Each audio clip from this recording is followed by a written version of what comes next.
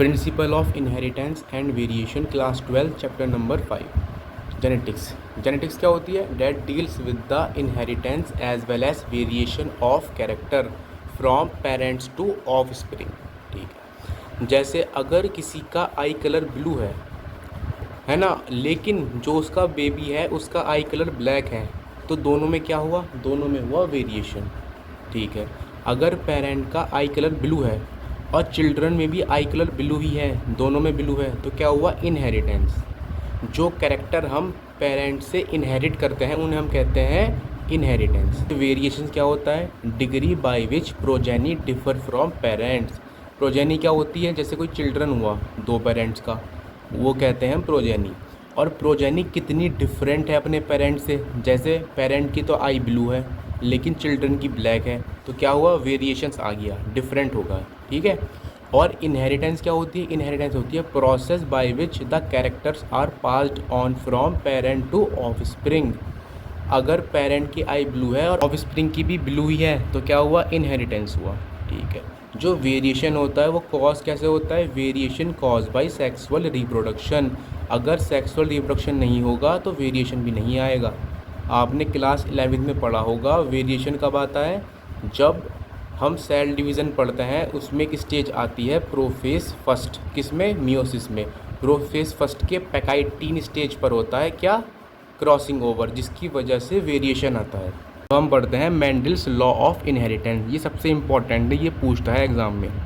Experiments were performed by Gregor John Mendel in 19th century on genetics. Mendel ने experiment perform करा कब? 19th century में, याद रखना आप। ठीक है। ही conduct experiment on garden pea. Garden pea आपने पढ़ा होगा, इसे हम कहते हैं मटर। ठीक है। इन्होंने एक्सपेरिमेंट किस पर परफॉर्म करा? मटर पर, जिसे हम कहते हैं पाइसम सेटाइवम। क्या कहते हैं? पाइसम सेटाइवम, मटर को। For 7 years. जो इनका एक्सपेरिमेंट था वो 7 ईयर्स के लिए था, 1856 से 1863 तक। टोटल 7 ईयर्स का गैप था। जो इनका एक्सपेरिमेंट था वो टोटल 7 ईयर्स का था, 1856 टू 1863। ये डेट याद रखना। टोटल 7 ईयर का इन्होंने एक्सपेरिमेंट किया था, किस पर? पाइसम सेटाइवम पर। अब हम पढ़ते हैं कैरेक्टर्स हैज़ 2 ट्रेट। जो एक कैरेक्टर होता है जैसे कि लंबाई या शेप या कलर, तो इन्हें हम कहते हैं कैरेक्टर। और एक कैरेक्टर के 2 ट्रेट होते हैं। ठीक है। जैसे हाइट का क्या होगा? हाइट के ट्रेट होंगे 2, एक तो टॉल और एक ड्वार्फ। जो टॉल होता है उसका मतलब होता है लंबा, और ड्वार्फ का मतलब होता है छोटा। ठीक है। अब मेंडल ने परफॉर्म करे थे एक्सपेरिमेंट किस पर? पी प्लांट पर। और उन्होंने पी प्लांट के 7 कैरेक्टर चूज़ किए थे। एक तो स्टेम की हाइट, एक फ्लावर कलर, फ्लावर पोजीशन। ठीक है। एक पोट शेप, पोट कलर। ठीक है। एक सीड शेप, सीड कलर। ठीक है। जो स्टेम हाइट थी उसमें 2 ट्रेट थे। कैसे कैसे? एक तो टॉल और एक ड्वार्फ। जो टॉल होता है वो क्या होता है? वो होता है डोमिनेंट। आप डोमिनेंट वाले याद रखना। ठीक है। और जो फ्लावर कलर था उसमें डोमिनेंट क्या था? वायलेट। और रेसेसिव क्या था? वाइट। और जो फ्लावर पोजीशन था उसमें डोमिनेंट क्या थी? एक्सियल। और रेसेसिव क्या थी? टर्मिनल। जो पॉट शेप था उसमें डोमिनेंट क्या था? इन्फ्लेटेड। और रेसेसिव क्या था? कंस्ट्रिक्टेड। और जो पॉट कलर था उसमें डोमिनेंट क्या था? ग्रीन। और रेसेसिव क्या था? येलो। और जो सीड शेप था उसमें डोमिनेंट क्या था? राउंड। और रेसेसिव क्या था? व्रिंकल्ड। और जो सीड कलर था उसमें डोमिनेंट क्या था? येलो। और रेसेसिव क्या था? ग्रीन। जो सीड कलर था उसमें डोमिनेंट येलो है। ठीक है। लेकिन जो पोड कलर है ना उसमें डोमिनेंट ग्रीन है, याद रखना।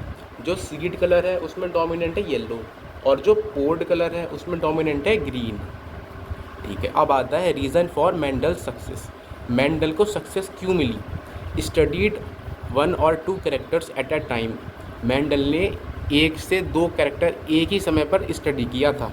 ऐसा नहीं कि इसको अलग समय पर स्टडी किया, इसको अलग, इसको अलग, 2 को साथ, 2 को साथ। ठीक है। या फिर एक को अलग।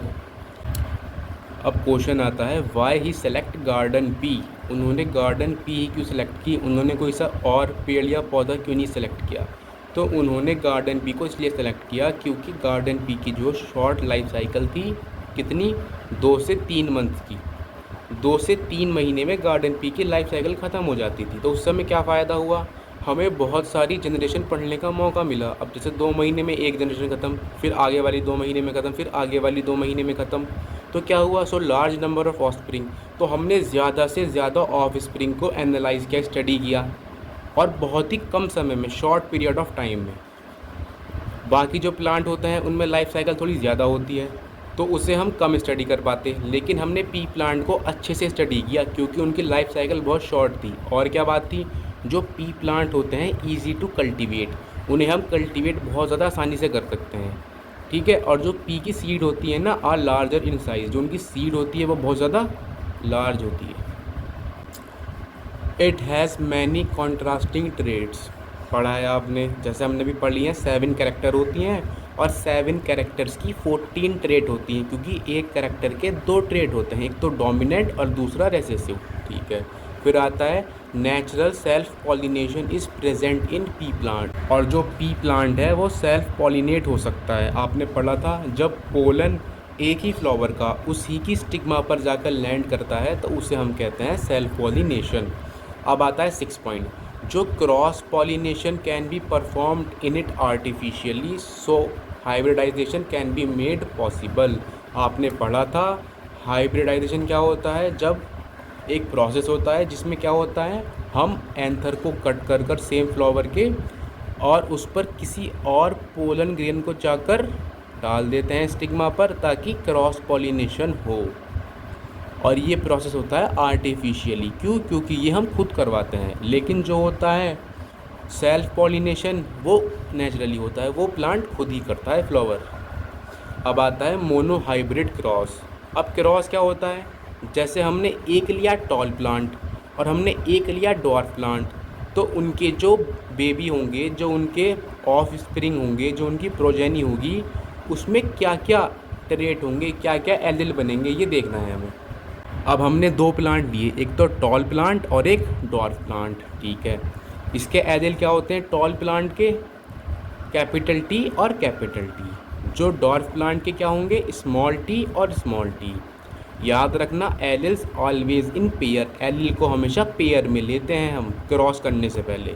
अब क्रॉस कैसा होता है, आपका एक क्वेश्चन बोर्ड एग्ज़ाम में क्रॉस का ज़रूर आएगा।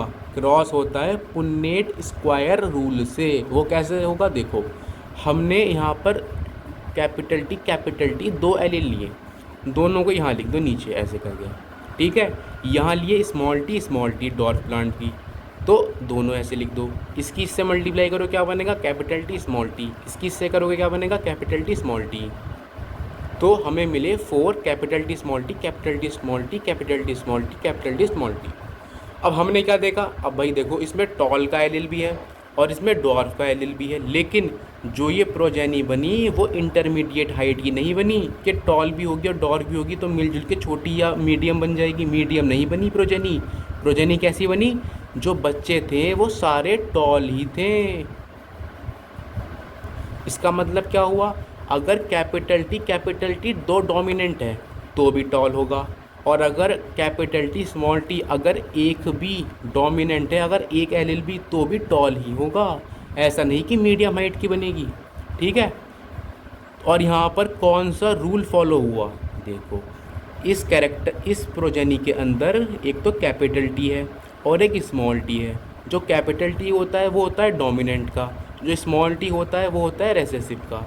तो capital T dominant character show करता है और स्मॉल टी रेसेसिव।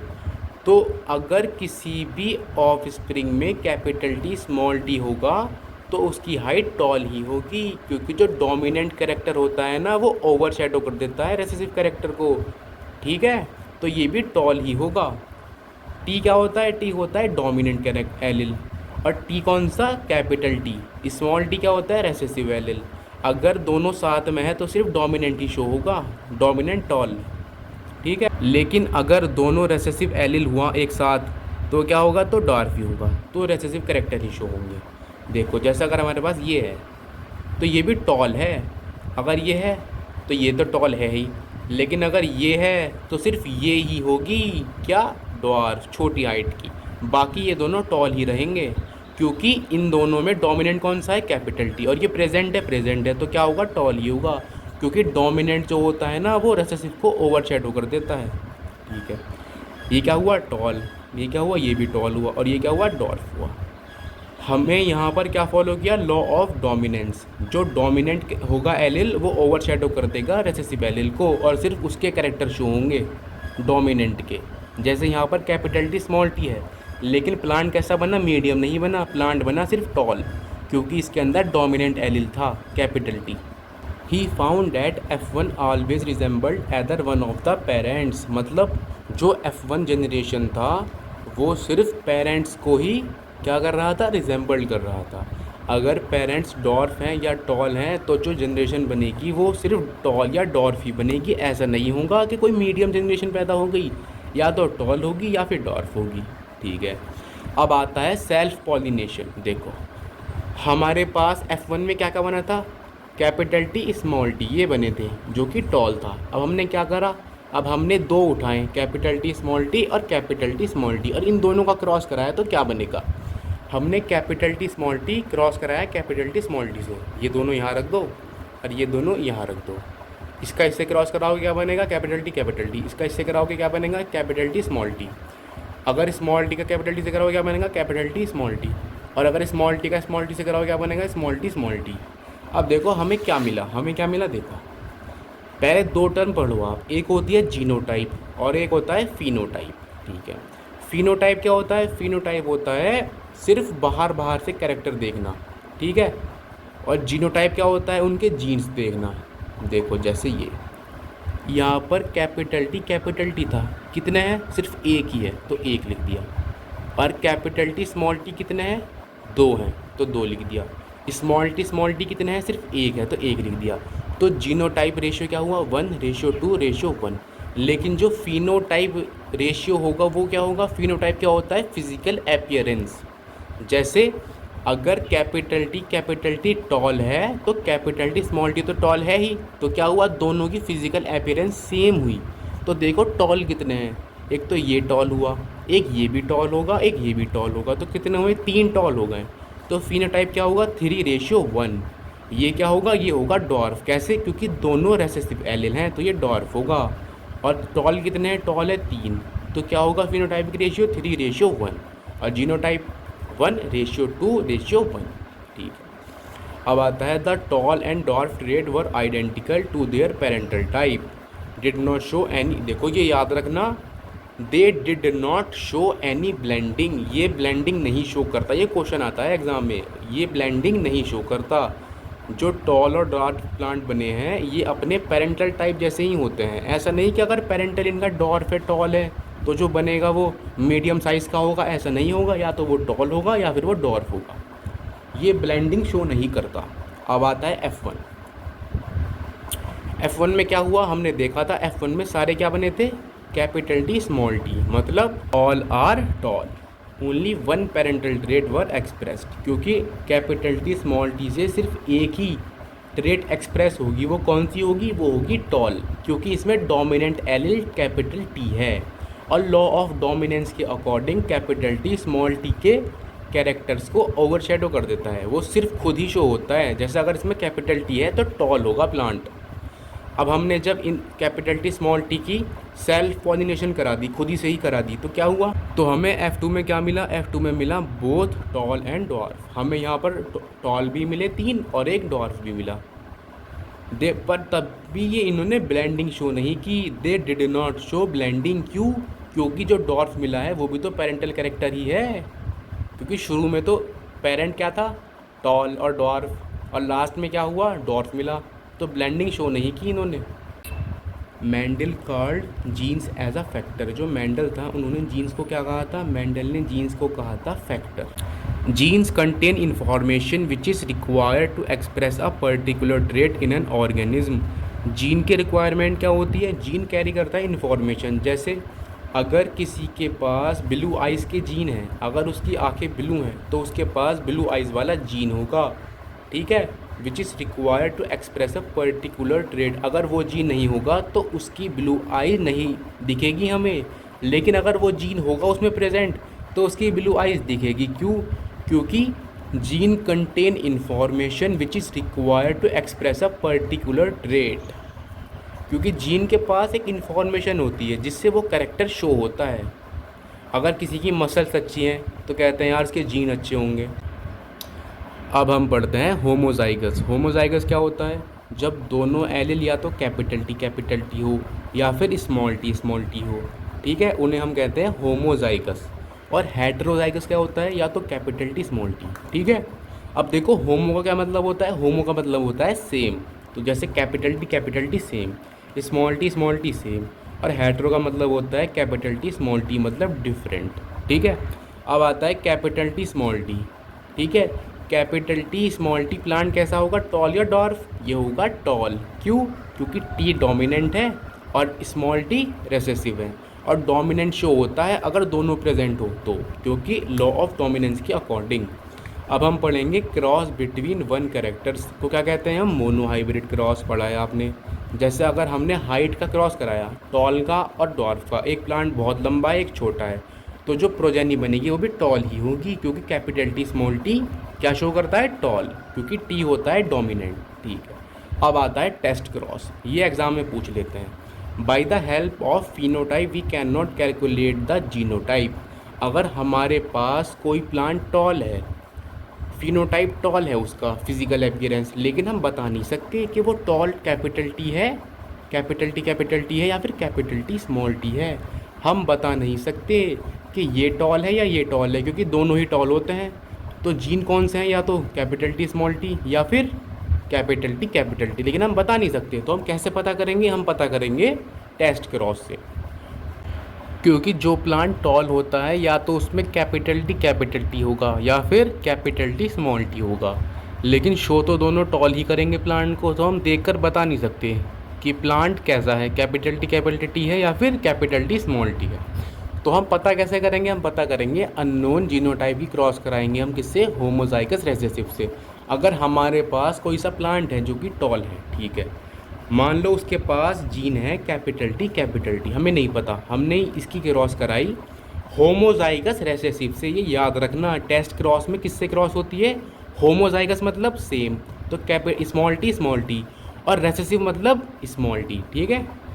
होमोजाइगस मतलब सेम, रेसेसिव मतलब स्मॉल टी मतलब, क्योंकि हम हाइट के बारे में बात कर रहे हैं, तो होमोजाइगस रेसेसिव क्या होगा? स्मॉल टी, ठीक है। तो अगर हमने किसी भी टॉल प्लांट की क्रॉस कराई, या तो इसकी या तो फिर इसकी, हमें पता नहीं क्या होगा। अगर हमने किसी भी अननोन जीनोटाइप की क्रॉस कराई होमोजाइगस रेसेसिव से, तो क्या फॉर्म होगा? तो हम करेंगे cross capital T small T, इसकी क्रॉस करेंगे ये बनेगा, इसकी करेंगे ये बनेगा, ठीक है। अगर सारे ही टॉल आए, इसका मतलब क्या हुआ? जो अननोन जीनोटाइप है वो कैपिटल टी है, ठीक है। अगर हमने किसी भी अननोन जीनोटाइप की क्रॉस कराई होमोजाइगस यानी कि सेम, रेसेसिव मतलब स्मॉल टी, अगर हमने किसी भी अननोन जीनोटाइप की क्रॉस कराई होमोजाइगस रेसेसिव से, तो क्या फॉर्म होगा? अगर सारे ही टॉल बन गई प्रोजेनी, इसका मतलब जो अननोन था वो कैपिटल टी था, ठीक है। लेकिन अगर मान लो वो unknown capital T small T है, तो फिर इसकी कराओ क्रॉस किससे? होमोजाइगस रेसेसिव से। हमने क्रॉस कराई तो क्या बना? तो बने टॉल और 2 बने डॉर्फ। अगर 2 टॉल और 2 डॉर्फ बने, इसका मतलब क्या हुआ? जो अननोन जीनोटाइप था वो कैपिटल टी स्मॉल टी था, जो कि टॉल है, दोनों टॉल हैं। लेकिन अगर ये हुआ तो इसकी प्रोजेनी ऑल टॉल, लेकिन अगर ये हुआ तो 2 टॉल और 2 डॉर्फ। इसे हम कहते हैं टेस्ट क्रॉस। हम कराते हैं cross with homozygous recessive. Laws of Mendel. तो मेंडल के टोटल 3 लॉ थे। फर्स्ट लॉ ऑफ डोमिनेंस, ठीक है। अगर हमने किसी भी टॉल प्लांट का क्रॉस कराया विद किसके साथ? डॉर्फ प्लांट के साथ। मतलब अगर किसी की हाइट टॉल है प्लांट की, उसे हम कहेंगे टॉल प्लांट, और किसी की छोटी है तो उसे हम कहेंगे डॉर्फ। अगर हमने क्रॉस कराया टॉल विद डॉर्फ, तो क्या फॉर्म हुआ? तो फॉर्म हुआ all are capital T small T. और कैपिटल टी स्मॉल टी क्या थे? ऑल टॉल थे। टॉल क्यों थे? क्योंकि कैपिटल टी क्या था? डोमिनेंट एलिल, और स्मॉल टी क्या था? Recessive allele. लेकिन जब दोनों साथ में होंगे तो सिर्फ कैपिटल टी ही अपने कैरेक्टर शो करेगा और टॉल होगा प्लांट। इसलिए हमने कहा है लॉ ऑफ डोमिनेंस, क्योंकि डोमिनेंट कैरेक्टर की बात मानी गई है यहाँ पर, ठीक है। अब आता है F1 जनरेशन, तो ये हो गई। फिर हम करेंगे F2 जनरेशन। उसमें क्या हुआ? उसमें आपने पढ़ा है पीछे 3 तो टॉल बने थे और एक बना था डॉर्फ, ठीक है। अब हम पढ़ेंगे टॉल वाई। हमने उसे टॉल क्यों कहा, हमने कैपिटल टी स्मॉल टी को टॉल क्यों कहा, क्यों, क्योंकि कैपिटल टी तो डोमिनेंट है और स्मॉल टी रिसेसिव है, लेकिन अगर दोनों साथ में होंगे तो कैपिटल टी ही अपने कैरेक्टर शो करेगा और प्लांट टॉल होगा, जिसे हम कहते हैं लॉ ऑफ डोमिनेंस, ठीक है। अब आता है characters are control by discrete unit called factors. Mendel ने जीन्स को क्या कहा था, फैक्टर कहा था, ठीक है। Factors occur in pair, factor हमेशा किस में होते हैं, पेयर में होते हैं, दो होते हैं पेयर में, ठीक है। In a dissimilar pairs of factor one member of the pair dominate the other, दोनों पेयर में से एक पेयर जो होता है वो डोमिनेट करता है दोनों पेयर्स को, ठीक है। अगर कैपिटल टी स्मॉल टी है तो जो कैपिटल टी होगा ना सिर्फ उसकी बात मानी जाएगी और प्लान टॉल होगा। अब आता है लॉ ऑफ सेग्रेगेशन, मेंडल का second law, law of segregation. This law based on the fact that allele do not show any blending, क्योंकि जो ऑफ स्प्रिंग या प्रोजेनी होती है वो ब्लेंडिंग शो नहीं करती। जैसे पेरेंट्स होते हैं ना टॉल या डॉर्फ, तो ऑफ स्प्रिंग भी या तो टॉल होगा या फिर डॉर्फ होगा, वो कोई ब्लेंडिंग या मीडियम साइज शो नहीं करेगा। And the both the characters are recovered as such in the F2 generation, तो one of these is not seen at the F1 stage. देखो F2 जनरेशन में क्या हुआ, हमें डॉर्फ प्लांट भी मिल गया, लेकिन हमें F1 में डॉर्फ नहीं मिला था। लेकिन जो पेरेंट थे वो तो एक डॉर्फ था, तो जो डॉर्फ पेरेंट था वो F2 में आखिरकार जाकर मिल गया हमें। इसका मतलब क्या हुआ कि ब्लेंडिंग शो नहीं होती। लॉ ऑफ इंडिपेंडेंट असॉर्टमेंट, इसकी ट्रिक होती है डाई हाइब्रिड क्रॉस, ठीक है। Two characters for example seed colour seed shape, अगर हमने दो कैरेक्टर लिए, एक तो सीड कलर और एक सीड शेप, तो इनके एलिल क्या होंगे, देखो सीड कलर का क्या होता है, येलो या ग्रीन, ठीक है। तो डोमिनेंट कौन है, येलो, तो येलो को क्या लेंगे हम कैपिटल वाई पेयर में, ठीक है। सीड शेप में क्या होता है, एक होता है राउंड, एक होता है व्रिंकल्ड, हम लेंगे राउंड वाला। राउंड क्या होता है, कैपिटल आर, और पेयर में क्या होगा, कैपिटल आर। अब डोमिनेंट तो ये हो गया, तो इनका रेसेसिव क्या होगा, स्मॉल वाई, और कैपिटल आर का स्मॉल आर। अब हम इन दोनों का क्या लेंगे, हम इन दोनों का लेंगे गैमेट। इसका क्या होगा common, capital Y capital R, इसका क्या होगा स्मॉल वाई स्मॉल आर। अब हम इन दोनों का क्रॉस कराएंगे तो क्या बनेगा, एक बनेगा येलो राउंड, एक बनेगा ग्रीन राउंड, एक बनेगा ग्रीन व्रिंकल्ड, एक बनेगा येलो व्रिंकल्ड। अब देखो कैसे बना, अगर यहाँ पर दोनों कैपिटल वाई है इसका मतलब येलो, कैपिटल आर है मतलब राउंड, ठीक है। अगर यहाँ पर एक कैपिटल वाई एक स्मॉल वाई है, दोनों में क्या शो होगा, शो तो येलो ही होगा, क्यों, क्योंकि वाई कैपिटल है और ये डोमिनेंट है, तो येलो और राउंड, ठीक है। जैसे ये है, मान लो यहाँ पर क्या है, यहाँ पर डोमिनेंट कैपिटल वाई है मीन्स येलो, यहाँ पर क्या है, दोनों में कैपिटल आर डोमिनेंट है मतलब राउंड, यहाँ पर क्या है, यहाँ पर दोनों स्मॉल वाई है मीन्स ग्रीन हुआ, क्योंकि रेसेसिव कैरेक्टर शो होगा अगर दोनों ही रेसेसिव होंगे एलिल। तो यहाँ पर भी दोनों रेसेसिव है, इसका मतलब राउंड नहीं होगा, क्या होगा, व्रिंकल्ड होगा, ठीक है। यहाँ पर देखो, यहाँ पर क्या हुआ, दोनों रेसेसिव है, इसका मतलब ग्रीन, और यहाँ पर क्या है, एक तो डोमिनेंट है और एक रेसेसिव है, जो तो डोमिनेंट है वो शो होगा कैपिटल आर जो कि राउंड, और ये क्या होगा ग्रीन एंड राउंड, ठीक है। जो राउंड एंड येलो थे वो कितने पाएगा, वो पाएगा 9, और जो राउंड और ग्रीन थे वो कितने पाएगा, वो पाएगा 3, और जो व्रिंकल्ड येलो थे वो 3, और जो व्रिंकल्ड ग्रीन थे वो सिर्फ 1। तो याद रखना 9:3:3:1 ये होता है फिनोटाइपिक रेशियो। अब आता है incomplete dominance, exception of Mendelian principles. Mendel ने कहा था कि अगर दो एलिल में से एक डोमिनेंट है तो सिर्फ उसके कैरेक्टर ही शो होंगे, लेकिन कहीं कहीं पर ऐसा हुआ कि दो एलिल थे लेकिन ना तो उसका पूरी तरीके से शो हुआ कैरेक्टर और ना ही दूसरे वाले का, ठीक है। तो उसे हम कहते हैं incomplete dominance. Formation of intermediate type of generation different from parent, जो जनरेशन थी वो पेरेंट से डिफरेंट थी, उसे हम कहते हैं इनकम्प्लीट डोमिनेंस। और ये याद रखना, जो इनकम्प्लीट डोमिनेंस होती है वो कौन सा प्लांट शो करता है, वो शो करता है स्नैपड्रैगन, ये याद रखना। स्नैपड्रैगन पर होते हैं रेड फ्लावर वाइट फ्लावर, ठीक है। तो अगर हमने रेड फ्लावर का क्रॉस कराया विद वाइट फ्लावर, तो जो रेड फ्लावर है वो डोमिनेंट है, तो कैपिटल आर, और जो रेसेसिव होगा वो क्या होगा, स्मॉल आर। जब इन दोनों का क्रॉस हुआ तो प्रोजेनी फॉर्म हुई कैपिटल आर स्मॉल आर। लेकिन जो हमने प्रोजेनी देखी वो क्या देखी, ना तो वो रेड थी और ना वो वाइट थी, तो वो क्या थी, वो थी पिंक। रेड और वाइट ने मिलकर क्या बनाया, पिंक बना लिया। कहाँ पर, स्नैपड्रैगन में। ये किसका एग्जाम्पल है, इनकम्प्लीट डोमिनेंस का। अगर लॉ ऑफ डोमिनेंस फॉलो होता तो क्या होता, कैपिटल आर स्मॉल आर है तो क्या होता, फ्लावर रेड ही होता। लेकिन यहाँ पर लॉ ऑफ डोमिनेंस फॉलो नहीं हुआ तो ऑल फ्लावर्स आर पिंक। ठीक है। और फिर अगर हमने क्या करा, हमने फिर पिंक की पिंक से ही क्रॉस करा दी। हमने कैपिटल आर स्मॉल आर की कैपिटल आर स्मॉल आर से ही क्रॉस करा दी, तो क्या फॉर्म हुआ, तो फॉर्म हुआ एक तो रेड और दो पिंक और एक वाइट। ठीक है।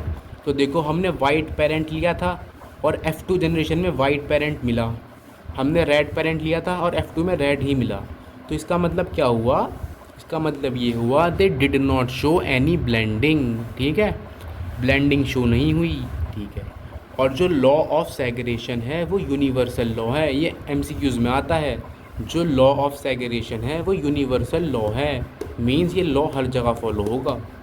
अब आता है को डोमिनेंस। इसका मतलब क्या होता है, जब दोनों डोमिनेंट एलिल होते हैं और दोनों ही शो करते हैं अपने कैरेक्टर, उन्हें हम कहते हैं को डोमिनेंस। ये ब्लेंडिंग नहीं करते, बोथ एक्सप्रेस इक्वली। अगर ये एक्सप्रेस होगा तो ये भी एक्सप्रेस होगा, ऐसा नहीं कि सिर्फ डोमिनेंट ही एक्सप्रेस होगा, दोनों एक्सप्रेस होते हैं को डोमिनेंस में। इसमें क्या होता है, जो F1 होता है वो रिजेंबल करता है बोथ पेरेंट, आपने पता है आपको, बिकॉज बोथ आर डोमिनेंट। ठीक है, नो ब्लेंडिंग, ब्लेंडिंग नहीं होती इसमें। इसका एग्जाम्पल क्या होगा को डोमिनेंस का, को डोमिनेंस का एग्जाम्पल होगा ब्लड ग्रुप।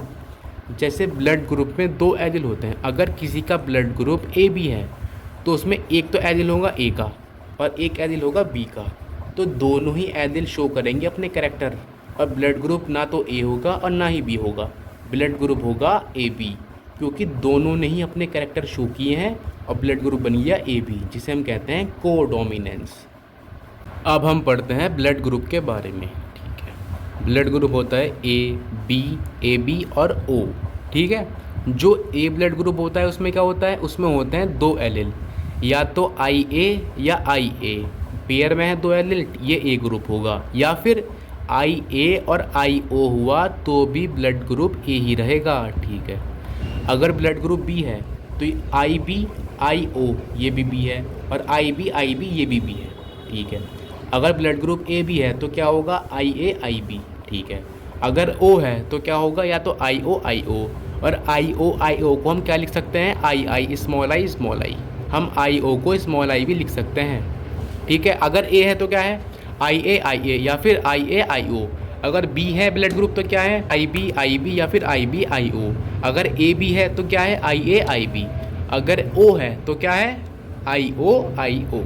अब क्वेश्चन आता है, if blood group A cross with blood group B, अगर हमने ब्लड ग्रुप A का क्रॉस कराया ब्लड ग्रुप B के साथ, तो जो बच्चे होंगे उनका क्या ब्लड ग्रुप होगा। देखो, अगर किसी का ब्लड ग्रुप A है तो क्या होगा, IA IA। हो तो IA IO भी सकता है, लेकिन उसका हिंट क्वेश्चन में ही गिवन होगा। ठीक है। तो हमने लिया IA IA, फिर हमने लिया इसका ब्लड ग्रुप B का IB IB और हमने क्रॉस कराया। हमने ये दोनों यहाँ रख दिए पुण्य स्क्वायर में, ये दोनों यहाँ रख दिए। इसकी मल्टीप्लाई करी इससे IA और IB की, ये बन गया। इसकी इससे करी ये बना, इसकी इसके करी ये बना, इसकी इससे करी ये बना, तो ऑल आर AB। तो सारे जो बच्चे थे उनका ब्लड ग्रुप AB था। अगर प्योर डोमिनेंट A ने क्रॉस कराया प्योर डोमिनेंट B के साथ तो क्या फॉर्म हुआ, ऑल आर AB। ठीक है। अगर किसी का ब्लड ग्रुप A है और उसने क्रॉस किया ब्लड ग्रुप B के साथ, लेकिन जो बच्चे थे वो ब्लड ग्रुप O के भी देखे गए, तो उनका जीनोटाइप क्या होगा पेरेंट का। देखो, अगर बच्चे ब्लड ग्रुप O के हैं तो पेरेंट में IO जीन तो होना चाहिए, तो हम क्या लेंगे, हम लेंगे फिर दूसरे वाले IA IO IB IO। हम करेंगे क्रॉस IA IO का IB IO का, IA IB का करा क्या बना, IA IB। ठीक है, इसे हम कहते हैं AB। और IA IO का करा क्या बना, IA IO, जिसे हम कहते हैं A ब्लड ग्रुप। अगर IO IB का करा क्या फॉर्म हुआ, IB IO, जिसे हम कहते हैं B ब्लड ग्रुप। और अगर हमने IO IO का करा तो क्या फॉर्म हुआ, IO IO, जिसे हम कहते हैं O ब्लड ग्रुप। ठीक है। अब एक टर्म आती है मल्टीपल एलेलिज्म। इसका मतलब क्या होता है, more than 2 alternative form of same gene are called as multiple allelism form due to mutation. देखो, one character is control by more than one gene. जैसे एक कैरेक्टर है ब्लड ग्रुप ब्लड ग्रुप एक कैरेक्टर है, लेकिन वो character बहुत सारे जीन कंट्रोल करते हैं। जैसे IO, IA, IB ये सारे जीन कैरेक्टर को कंट्रोल करते हैं सिर्फ एक, कौन सा, ब्लड ग्रुप। अगर किसी एक कैरेक्टर को, जैसे कि ब्लड ग्रुप को, बहुत सारे जीन कंट्रोल करें, उसे हम कहेंगे multiple allelism. Blood group control by IA, IB, IO, ठीक है।